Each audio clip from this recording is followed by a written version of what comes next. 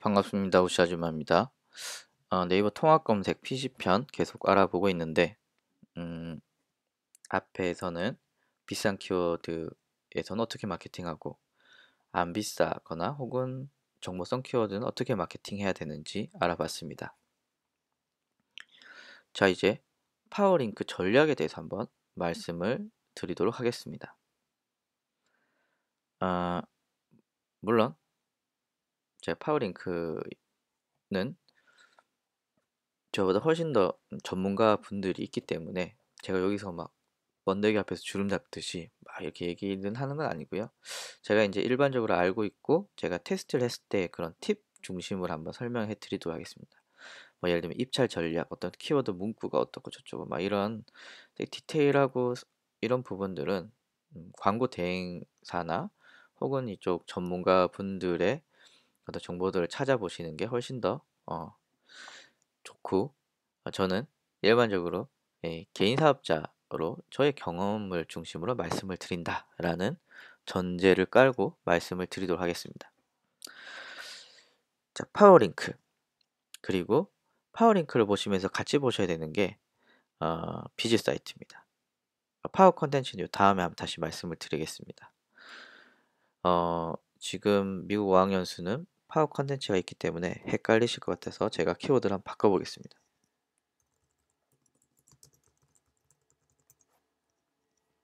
네, 이걸로 바꿔보겠습니다.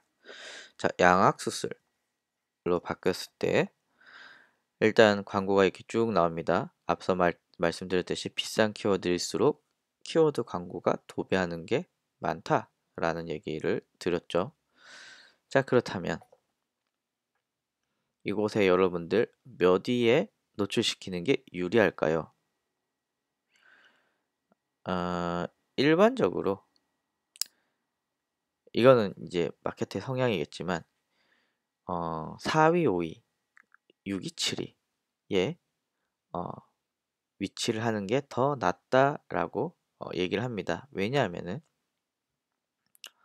1번은 무조건 클릭하겠죠. 근데 밑으로 가면 갈수록 어, 실제로 더 알아보고 자세히 알아보고 관심도 크고 이런 분들이 클릭하지 않을까라고 생각을 해서 이곳에 4위, 5위, 6위, 7위에 위치를 보통 많이 하는 전략들을 쓰고 있습니다. 근데 예외가 하나 있는데요. 이런 겁니다.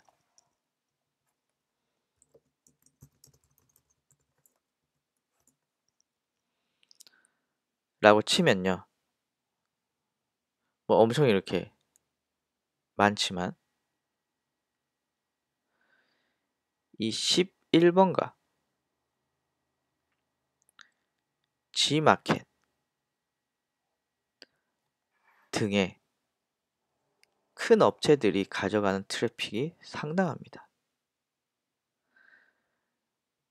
예를 들면 제가 이 여자 옷은 잘 모르지만 예를 들면 제가 호박마차라는 쇼핑몰을 운영하고 별로 안 유명해요. 신생 업체예요. 근데 2위에 있어요.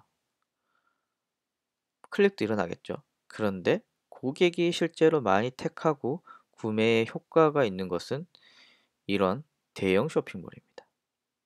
대형 쇼핑몰. 그러니까 11번가와 G마켓과 같은 데 노출이 돼서 순위 싸움을 하고 있다.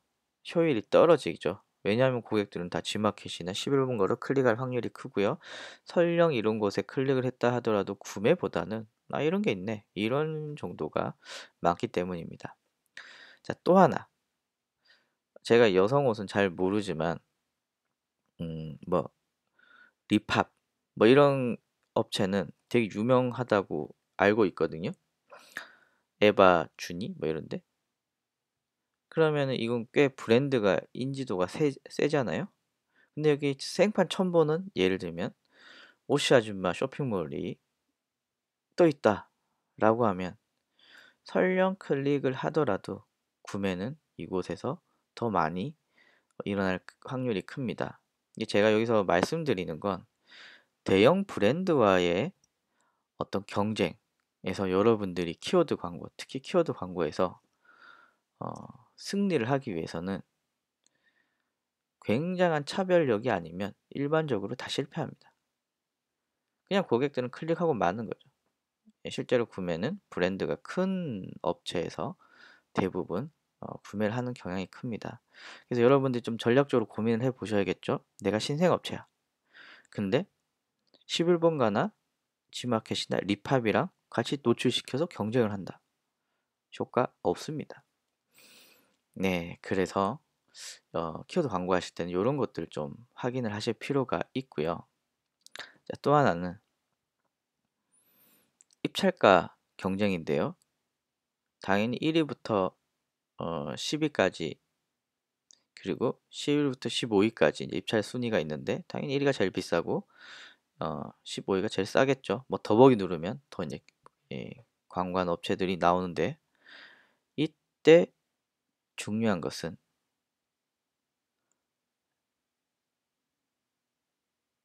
여러분들이 이 어떤 설명 문구를 넣느냐 이게 중요합니다. 어, 이 수많은 업체들 중에 여러분들이 눈에 띄기 위해서는 얼만큼 차별화된 키워드를 넣느냐 이 중요한데요. 예를 들면은 지금 병원 같은 경우에는 사실 의료법이 있기 때문에 이렇게 의료법이 있기 때문에 뭐 자유롭게 이제 글을 쓰는 게 쉽진 않지만 쇼핑몰 같은 경우에는 자유롭게 마음대로 쓸 수가 있죠. 그러면은 이것에서 어떻게 눈에 띄게 할까요? 극단적으로 짧거나 아니면은 어, 극단적으로 눈에 띄게끔 하는 예를 들면은 이 예쁜 원피스를 제가 검색을 지금 했잖아요. 그런데 이 설명 문구에 예쁜 원피스가 들어있으면 네, 이렇게 굵게 표시가 됩니다. 이 볼드체 그리고 어, 예쁜 원피스를 이렇게 키워드 본문에 넣느냐 안 넣느냐 뭐 이런 것들은 여러분들이 좀 고민을 하셔야 되겠죠. 어쨌거나 중요한 건 눈에 띄셔야 됩니다. 띄셔야 됩니다. 자, 여기서 눈에 띄는 건 뭘까요? 50% 할인 쿠폰 준대요. 오, 괜찮겠죠? 자, 또 하나. 뭐 예를 들면 1% 고품격 럭셔리 코디. 뭐, 딴 거는 고품격 아닌가요? 사실 이런 건 사실 의미가 없습니다. 예. 꾸민 듯 안 꾸민 듯 걸치기 매드 스타일업. 글쎄, 제가 이 여성은 잘은 모르지만 저 같으면 안 들어갈 것 같습니다. 그런데 헐, 50%. 완전 이렇게 가는 거죠. 어, 이게 물론 업체마다 다 틀리기 때문에 제가 이건 예를 하나만 든 거지만 이, 이 키워드 광고 설명 문구에는 막 추상적인 단어 있죠. 뭐 우아하고 고급스러운 핏, 뭐 이런 거. 이런 것보다는 예를 들면 드라마 누가 어디에서 누가 입고 나왔던 옷 혹은 뭐 할인 같은 거 아니면은 뭐 홍대 스타일 뭐 등등의 이런 직설적이고 딱 봤을 때 이거 괜찮은데? 이런 문구가 낫지. 추상적으로 뭐 남자친구가 좋아할 것 같은 뭐 프리미엄 퀄리티, 럭셔리 코디 막 이런 거는 글쎄 별로 의미가 없습니다. 그냥 네, 별로고요. 자, 이제 마지막으로 하나만 더 말씀을 드리고 마무리하겠습니다. 자,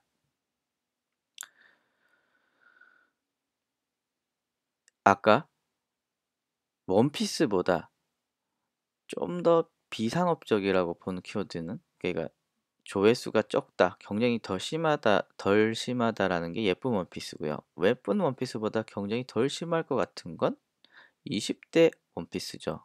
그런데 예쁜 원피스의 경우는 파워링크의 경우는 15개가 쭈룩 나오는데 20대 예쁜 원피스의 경우는 이렇게 나오네요. 제가 딴 거 한번 봐야겠습니다. 자, 어, 경우는 파워 파워링크가 급격하게 줄어듭니다. 예. 예를 들면 이런 거 한번 볼까요? 원피스 추천. 파워링크가 많죠? 그런데 줄어듭니다. 이거 누가 정하느냐? 네이버가 정합니다. 예. 이 어떤 키워드 쳤을 때 파워링크가 몇 개가 나오느냐 이런 것들은 네이버가 정하고요. 자, 또 하나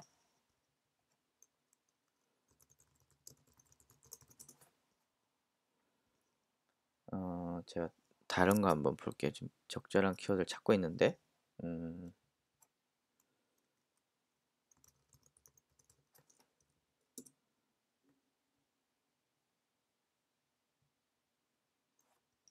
예, 기다려주셔서 감사합니다. 적절한 키워드를 방금 찾았습니다. 자, 어떤 키워드는 비즈 사이트가 이렇게 떨어져 있고요. 어떤 사이트는 아까 보여드렸듯이 쭉 붙어 있습니다. 아까 미국 어학연수 비용 제가 다시 한번 볼게요. 미국 어학연수 비용 치면 광고들이 쭉 붙어 있는데요. 이제 다시 한번 검색해 볼게요.